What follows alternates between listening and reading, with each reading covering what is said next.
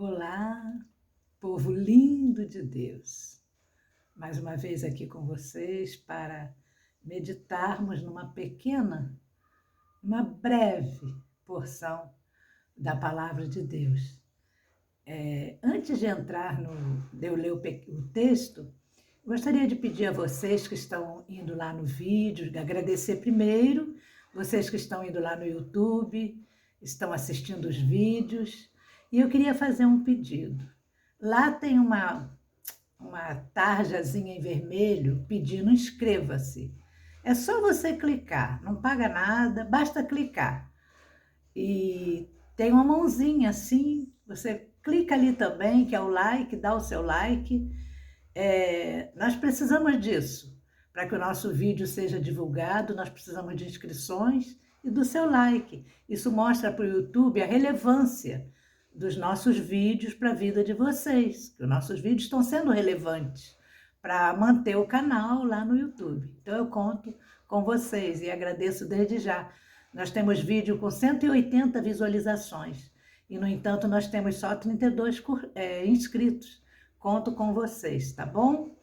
O vídeo de hoje foi a pedido e a pergunta é: se perde a salvação? A frase, uma vez salvos, salvos para sempre, tem a ver? É verdade? Nós sabemos que existe divisões, né? Entre os evangélicos mesmo, existe divisões, pessoas achando que se perde salvação e outras não. Vamos ao contexto bíblico. Dois textos que são usados para a defesa de que se perde a salvação. Um é um que eu já comentei num dos meus vídeos, quando João escreve à igreja de Esmirna, e Jesus pede para eles serem fiéis até a morte, que eles receberiam a coroa da vida. Mas ali nós já explicamos que o contexto era um contexto de tribulação. João está avisando que alguns deles passariam pela tribulação que viria, que estava perto de vir sobre os judeus e veio no ano 70. Então pede para eles: olha, vocês vão passar por tribulações, muitos de vocês serão levados para prisões, mas sede fiéis até a morte, e a coroa da vida de vocês está garantida. Então, ser fiéis até a morte física, que está falando ali, é de uma morte física, não de morte espiritual. O salvo não tem morte espiritual. E outro versículo que é muito usado está em Mateus 24:13, que são palavras de Jesus, quando Jesus diz: quem perseverar até o fim será salvo. Então, muitos usam esse texto de forma descontextualizada para defenderem a perda da salvação. Mas Jesus mesmo disse que tem que perseverar até o fim. Aliás, eu quero dizer para vocês uma coisa: a Bíblia é a fonte de todas as heresias existentes. Pasmem, é a Bíblia. Todas as heresias que vocês conhecem está na Bíblia, não são bíblicas. Eu já expliquei para vocês a diferença entre estar na Bíblia e ser bíblico. Está registrado na Bíblia e ser bíblico, que é algo para praticar, é doutrina. A Bíblia é a fonte de todas as heresias. Por quê? São textos usados fora de contextos. Então, vejam bem, os chamados pregadores do Evangelho têm texto para defender todas as suas ideias, todas as suas heresias, mas eu estou ensinando a vocês a não aceitarem mais isto, a não aceitarem mais textos descontextualizados. Vejam bem, se a palavra de Deus, a Bíblia, no seu contexto diz que a salvação é pela graça sois salvos, vocês acham que Jesus ia estar dizendo que a salvação é pela minha perseverança? Sim. Se vocês usam esse texto para defender perda de salvação, Jesus disse que quem perseverar até o fim é que será salvo. Vocês estão dizendo que a minha perseverança é que vai garantir minha salvação, quando todo o contexto bíblico diz que pela graça é que nós somos salvos, não pela minha perseverança. Não depende da minha perseverança, mas o salvo permanecerá até o fim, sem dúvida. O salvo permanecerá até o fim. Veja o que diz na segunda carta de Paulo para Timóteo, capítulo 1, 8 e 9. Não te envergonhes, portanto, do sacrifício de nosso Senhor, nem do seu encarcerado, que sou eu, Paulo, escrevendo. Pelo contrário, participa comigo dos sacrifícios a favor do Evangelho, segundo o quê? A minha perseverança? Não. Segundo o poder de Deus, que nos chamou com santa vocação. Foi Deus quem nos chamou, foi Deus quem nos vocacionou. Mas não segundo as nossas obras. Ó, perseverança é obra nossa. Não segundo as nossas obras, mas conforme, irmão, isso aqui é forte, mas conforme a sua própria determinação e graça que nos foi dada em Cristo Jesus antes dos tempos eternos. A salvação em Cristo Jesus foi me dada porque eu perseverei até o fim, ou ela já é minha antes dos tempos eternos? Ou o Cordeiro já foi morto por mim antes da fundação do mundo? Vejam, se foi antes dos tempos eternos, essa salvação já está completa em mim, que sou um escolhido de Deus. Essa obra da salvação não depende da minha perseverança. Então, o que nós precisamos entender de uma vez por todas, meu irmão? Você precisa saber que você é salvo. Você precisa entender isso. Você precisa aceitar isso. E você só terá essa convicção quando você aceitar de uma vez por todas que salvação é eleição de Deus, não é escolha sua. Você não recita tão bonito o versículo? Vós não escolhestes a mim, eu vos escolhi a vós. E você diz, foi Deus quem nos escolheu. Mas na hora da convicção para a salvação, você esquece que a escolha é dele?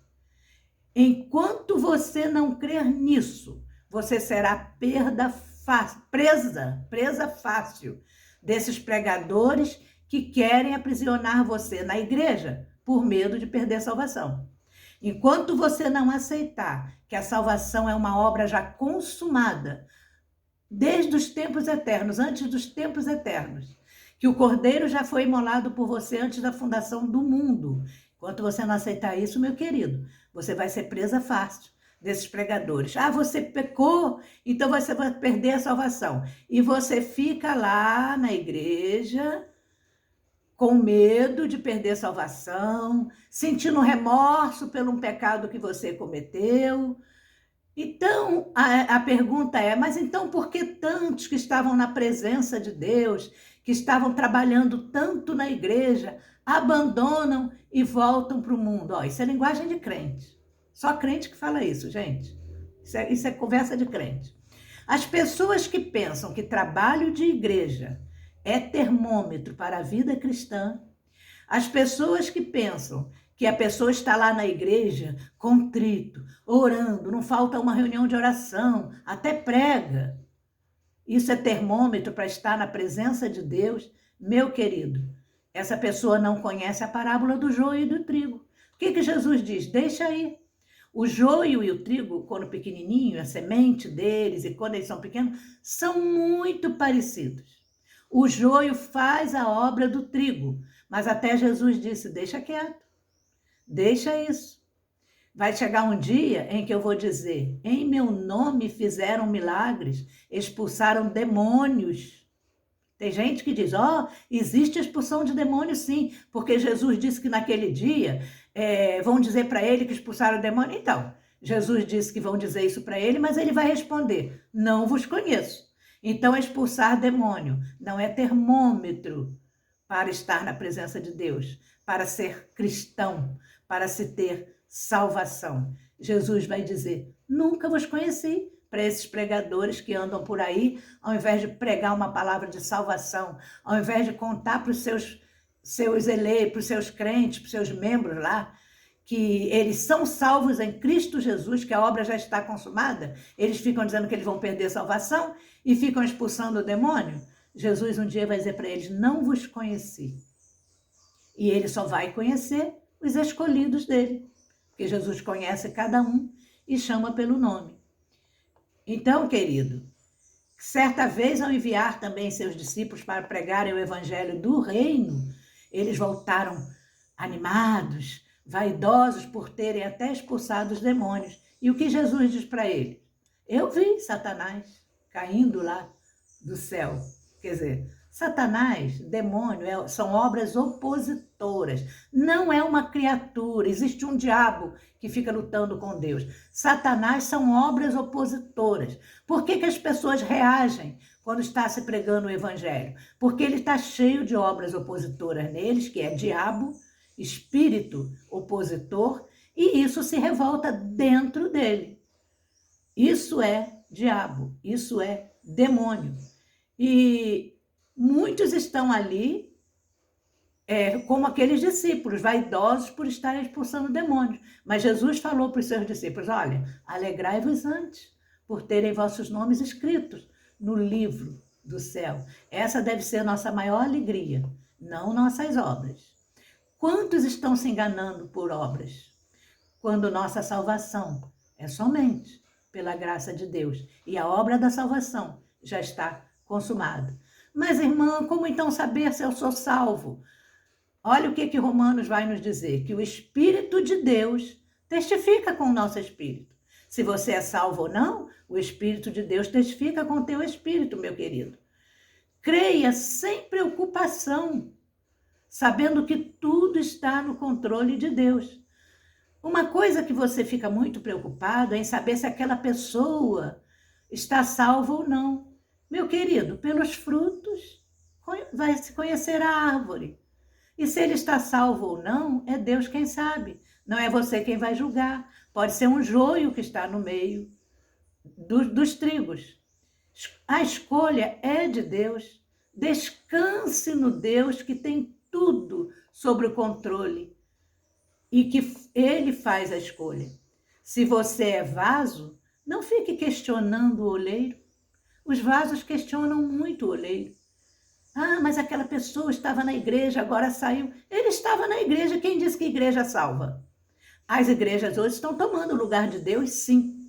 Jesus Cristo é o caminho, mas os pregadores estão dizendo, vocês têm que entrar para a igreja. Não pregam Jesus como caminho, pregam a igreja como caminho. E aí existem essas decepções. Então não fique questionando o oleiro. Está tudo sob o controle dele. Descanse na graça, meu amado. Se você é um escolhido de Deus, o Espírito de Deus vai testificar com o teu espírito que você é de Deus. Descanse na graça de Deus. Viva na graça. Graça sobre graça. Que Deus te abençoe, querido irmão.